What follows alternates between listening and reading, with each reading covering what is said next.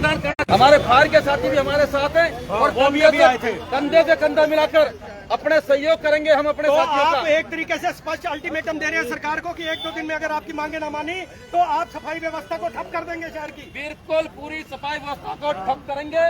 जब सर नमस्कार, क्या कहना चाहेंगे प्रदर्शन में नहीं करेगी तो हम आगे बढ़ेंगे। हड़ताल हमारी दूसरे दिन में आज प्रवेश कर गई है 14 साल और इसकी जो मांगे हैं, एक तो फायर के जो हमारे दो साथी हैं पक्के कर रही जो अपनी जान कुर्बान करते हुए शहीद हो गए लोगों को बचाने के लिए। अब तक उनको 16 जनवरी से लेकर के अब तक डोर टू डोर का कोई कंपनसेशन नहीं है, कोई नौकरी नहीं है, कोई शहीद का दर्जा नहीं है। तो उनको शहीद का दर्जा 1 करोड़ रुपए उनका आश्रित को नौकरी और उसकी न्यायिक जांच होनी चाहिए। वो जो जिम्मेदार हैं उनके खिलाफ कार्रवाई हो। दूसरा, ठेका प्रथा बंद हो, कच्चे कर्मचारियों को पक्का करने का प्रबंध हो। तो सरकार अब सर्वोच्च न्यायालय का भी फैसला आ गया है 16 अप्रैल 2026 को कि 2014 में जो पॉलिसी बनी थी वो वैध थी।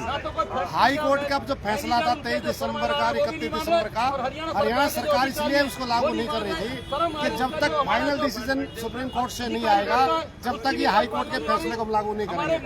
अब वो भी फैसला आ गया है, लेकिन इसके बाद भी कोई कर्मचारियों को पक्का करने की पॉलिसी सरकार नहीं बना रही।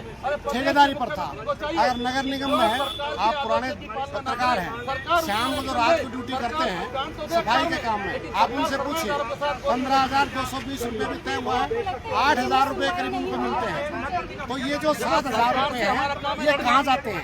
सरकार कहती है बिचौलिया सिस्टम खत्म कर देंगे।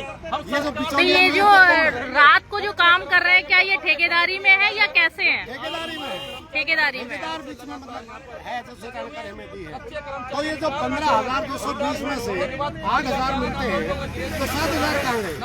तो इसकी जांच करने की आवश्यकता है। और मिनिमम वेज, और मैं आपको ये और बताना चाहता हूँ कि अभी 1 अप्रैल से लागू हुआ है मिनिमम वेज, तो अब मई की तनख्वाह मिलेगी और 50% 80% कारखाने इसको लागू नहीं करेंगे। तो कार्रवाई किसके खिलाफ होनी चाहिए? जेल में किसको डालना चाहिए? जो कारखाना मालिक न्यूनतम वेतनमान सरकार के जो नोटिफिकेशन उसको लागू ना करें। लेकिन उसकी मांग करते जब मजदूर सड़क पर आते हैं तो पुलिस लाठी मारती है। पुलिस क्या कहती है? या तो अंदर जाओ या अपने घर जाओ। ये देश का कानून नहीं है। शांतिपूर्वक प्रोटेस्ट कर सकते हैं, लेकिन पूरी तरीके से तानाशाही का राज है। तो इसलिए 2 दिन की हड़ताल है, इसमें कामयाबी नहीं मिलती है। तो आज कौन सा दिन है हड़ताल का?